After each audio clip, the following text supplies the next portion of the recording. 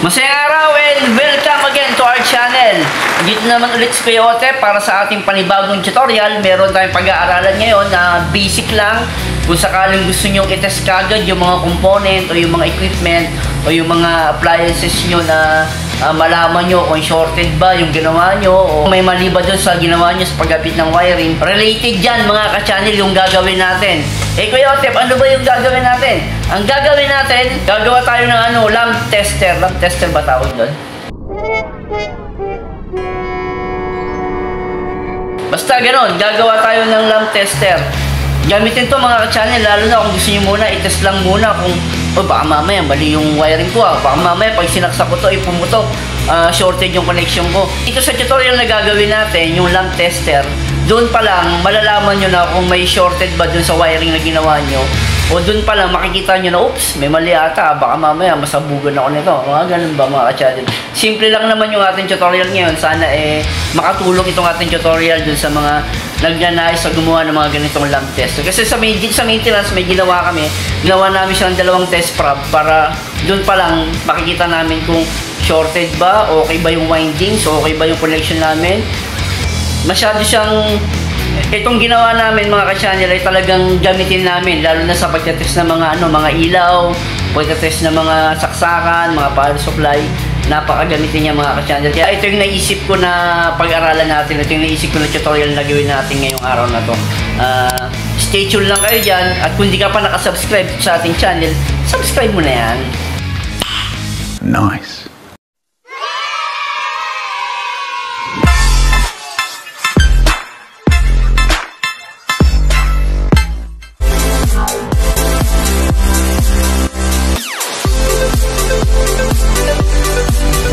Nandito na tayo ngayon mga ka-channel dito sa maintenance room. Makikita nyo sa likod, ayan yung lamp tester na ginawa namin dito. Ginagamit namin yan, gamitin namin yan para sa pag-testing ng mga power supply, ng mga ilaw at ng mga handle namin dito, yung mga equipment namin. Para malaman kagad namin kung may shorted ba o may problema ba din sa binubuo namin equipment. Papakita ko sa inyo kung ano yung nagiging purpose nito.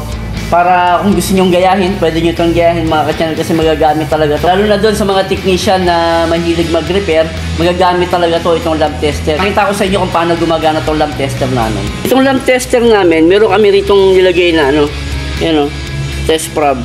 Yung test prob na yan, may sarili yung plug. Ito yung plug niyan. Ito yung plug ng ating test prob. Kasi para pag sinaksak namin yan dyan, saksak namin ng ganyan. Tapos, pag pinag-short yan, nag-short natin. Umiilaw siya ron. Yan. Nag-short natin. Paligyan yan yung nagiging gamit ng ating lamp tester. Halimbawa naman, kung may ginawa tayong equipment, tapos isinaksak natin dyan, automatic yan, pag shorted, iilaw yan. Pero pag hindi yan shorted, kagaya na itong electric pan na to, saksak natin dyan. Pag pinaandar natin to, may makikitang liwanag dyan, konti lang. Ibig sabihin yan, buo yung linya. Number 3 yan. Kung gusto nyong gayahin yung ganitong uri ng lamp tester, pwede naman mga ka-channel. Pero yung pag-aaralan natin kung paano gumawa ng ganyang lamp tester. Mas maganda halimbawa kung meron kang dalawang test prob na ganito, pagdugtungin mo lang, kabit mo rito sa pinaka-plug, tapos dito mo na ilagay para sa lamp tester mo. Para kahit meron kang mga equipment na medyo malayo, test mo lang yan, iilaw na yung mo. Ibig sabihin, shorted yung connection mo. Yan. Gawin natin yung actual nito mga ka-channel para pwede nyong gayahin kung sakaling gusto nyong gumawa ng katulad na ganitong lamp tester. Ito na ngayon yung magiging actual ng ating lamp tester mga ka-channel. Meron tayo ritong ilaw yung gagamitin natin, 1 bulb. Tapos yung ating outlet, isa lang yung gagamitin natin outlet. Tapos yung pinaka ating plug. Itong plug natin, ito yung masisilbing line 1 at line 2. Ito yung dulo nyan. Ito yung magiging line 1 natin at ito yung magiging line 2 natin. Ito yung kakabit natin sa live sa 220 volts. Ngayon, paano natin siya gagawin? Itong line 1 sa line 2 na to, yung isang linya rito, dito natin ilalagay sa outlet. Dito. Lalagyan natin na ganyan.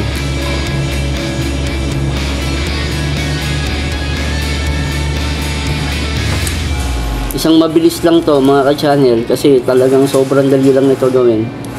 Tapos ngayon, yung itong line 2, dito natin siya ilalagay sa isang linya ng ating bulb. Dito. Labig natin siyang ganyan. Nasusundan nyo ba mga ka-channel? Yung isang line 1 dito sa outlet. Yung isang line 2 dito naman sa bulb.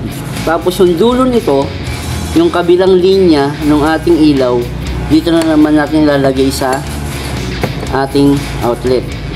Dito. Kapit natin.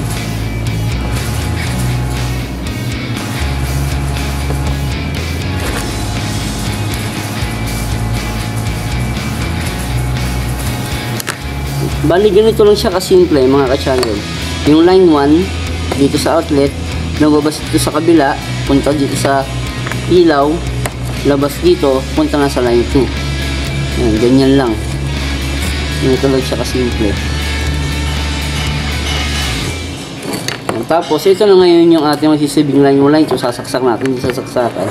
Titignan natin kung gagana ba to, kung uubra ba tong gawa natin.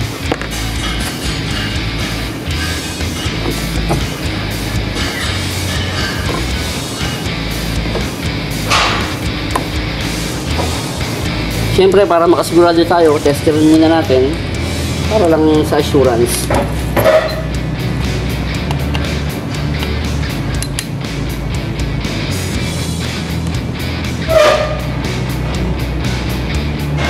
Meron tayong nakuhang 220 volts.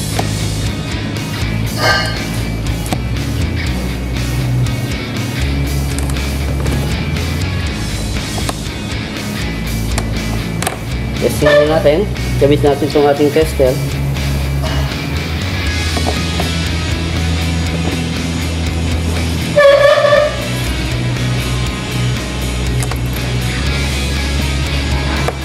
Tingnan natin kung iilaw yan pag tinester natin ito.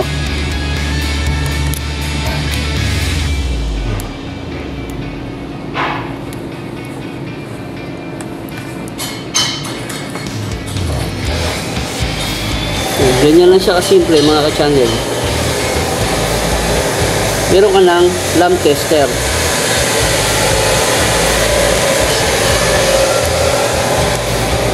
Sana yung nasundan nyo mga ka-channel yung linya natin. Medyo magulo lang kasi ang hirap i-set up ng ating cellphone. Pero hopefully nasundan nyo yung wiring natin.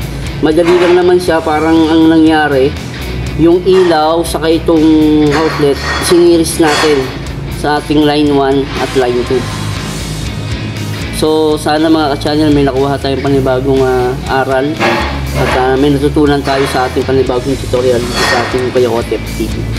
So paano mga ka-channel, see you soon sa mga susunod nating tutorial.